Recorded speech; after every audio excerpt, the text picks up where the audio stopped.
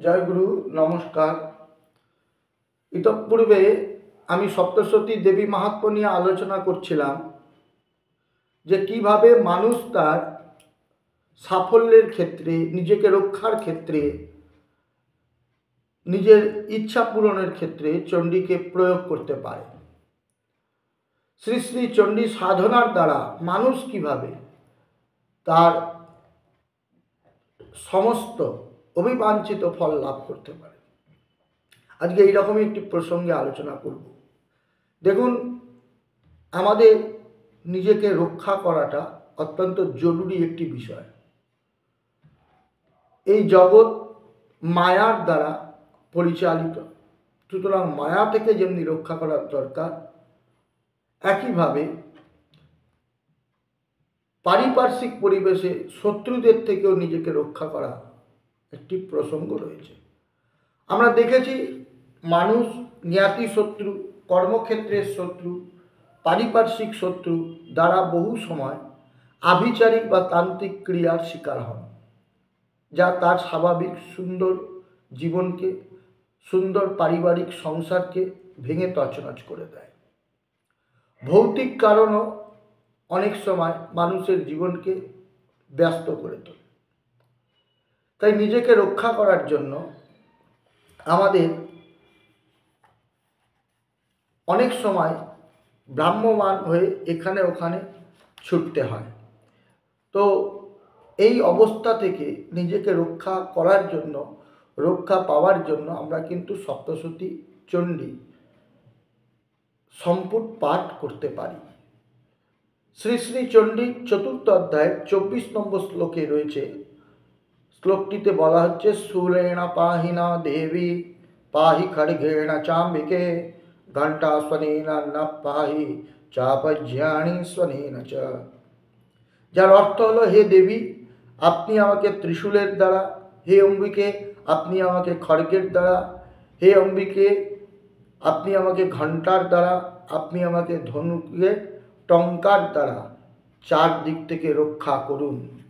এই যে প্রার্থনা, এই প্রার্থনা মন্ত্রে আমরা যদি চণ্ডী সম্পুট পাঠ করতে পারি, তাহলে আমরা কিন্তু যে কোনো বিপদ থেকে, আভিচারিক ক্রিয়া থেকে, অর্থাৎ তান্ত্রিক ক্রিয়া ইত্যাদি থেকে নিজেকে রক্ষা করে রাখতে পারব।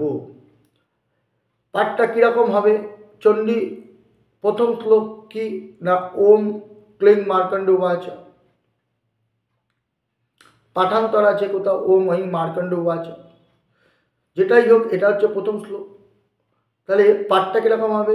শূলেন পাহিনা দেবী পাহি খড়গেণ চাম্বিকে ঘণ্টা স্বনেন ন পাহি চাপজ্ঞানী স্বনেন চ। ওম ঐং মার্কণ্ডবাচ। শূলেন পাহিনা দেবী পাহি খড়গেণ চাম্বিকে ঘণ্টা স্বনেন ন পাহি চাপজ্ঞানী স্বনেন চ। তাহলে এই শ্লোকটি, প্রথম শ্লোক, তার আদি এবং অন্তে পুট হলো। আবার পরের শ্লোকটা কি আছে? সাবরণী সূর্যতনয় যমনুকত্থতেষ্টমম নিশাময় তদুৎপত্তি বিস্তারত গততো মম। তাহলে এরও আদি অন্তে একইভাবে পুট করতে হবে। শূলেন পাহিনা দেবী পাহি খড়গেণ চাম্বিকে ঘণ্টা স্বনেন ন পাহি চাপজ্ঞানী স্বনেন চ। সাবরণী সূর্যতনয় যমনুকত্থতেষ্টমঃ নিশাময় তদুৎপত্তি বিস্তারত গততো মম।